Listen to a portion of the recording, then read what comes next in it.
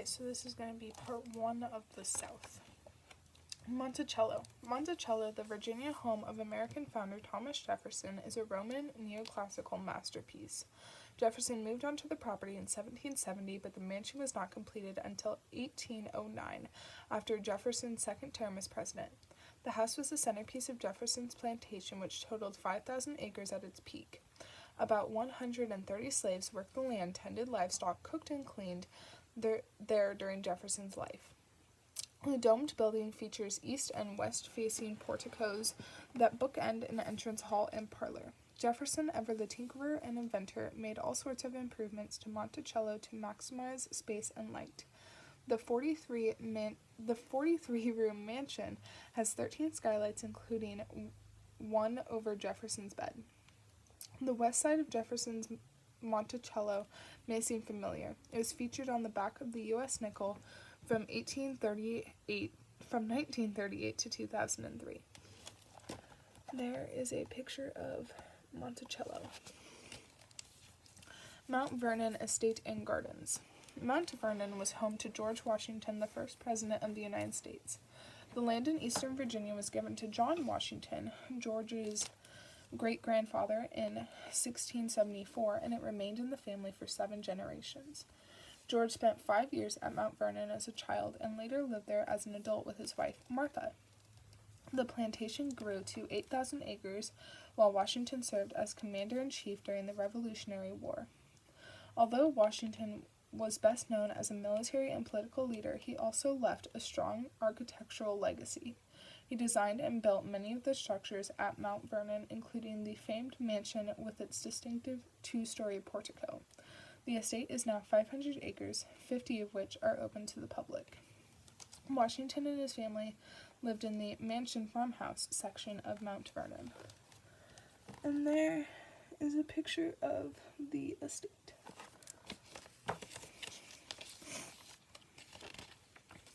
Colonial Williamsburg. Williamsburg, Jamestown, and Yorktown make up Virginia's historical triangle. Known as Colonial Williamsburg, the area is the world's largest and possibly greatest living history museum. Nowhere else do people take more care to create, recreate, and maintain a semblance of pre-revolutionary life in the United States. Actors wear period clothing and interact with each other and the visiting public to simulate life in Williamsburg during the 17th century. Jamestown was the first capital of Virginia, but it lay in a low marsh area that compromised defenses against both hostile native people and malaria-containing mosquitoes. The army moved some soldiers to nearby Middle Plantation, 5 miles away on a high point between the James and York rivers. In 1693, King William III and Queen Mary II granted a charter to the College of William and Mary, the colonial's second university. Harvard was the first. In 1699, the settlement was renamed Williamsburg after the king and was declared the new colonial capital. Williamsburg remained the capital until 1780, when Governor Thomas Jefferson moved the capital to Richmond.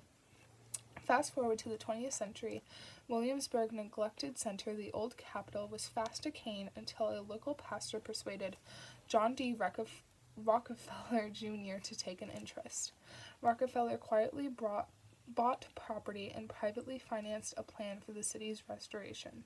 The result is today's 301-acre colonial village, where 88 original buildings were restored or repaired, and nearly 500 buildings and outbuildings were reconstructed.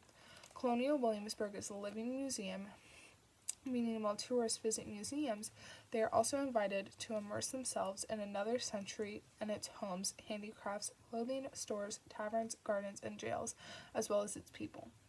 The Yorktown Victory Center gives visitors a look at life on a 1780s Virginia farm.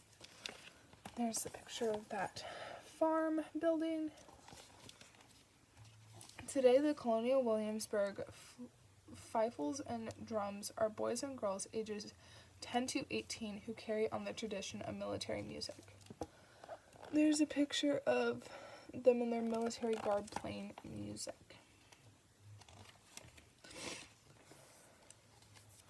Shenandoah Valley. For years, the Blue Ridge Mountains seemed an insurmountable obstacle to the westward expansion of the United States. Many pioneers stopped cold in their tracks, but a spectacular sight greeted those who made it to the top of the ridge, the lovely Shenandoah Valley in Virginia. This green paradise of endless forests and meadows, cut by winding rivers and streams, was so inviting that the valley seemed to hold all the promise of the West. Skyline Drive runs along the crest of the Blue Ridge, providing 75 lookouts and magnificent vistas of forest, mountains, and the valley. Visit the valley in the spring or fall to see the fabulous blossoming flowers or autumn leaf displays. More than 500 miles of trails wind through the valley, including part of the Appalachian Trail.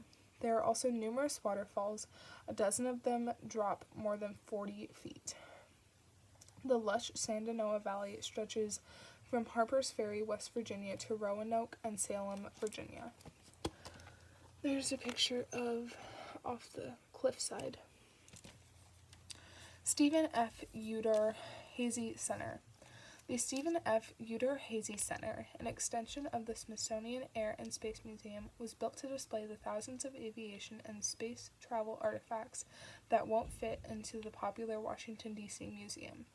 The Chantilly, Virginia facility showcases famous aircraft, spacecraft, rockets, and satellites, and a wide assortment of other space exploration memorabilia.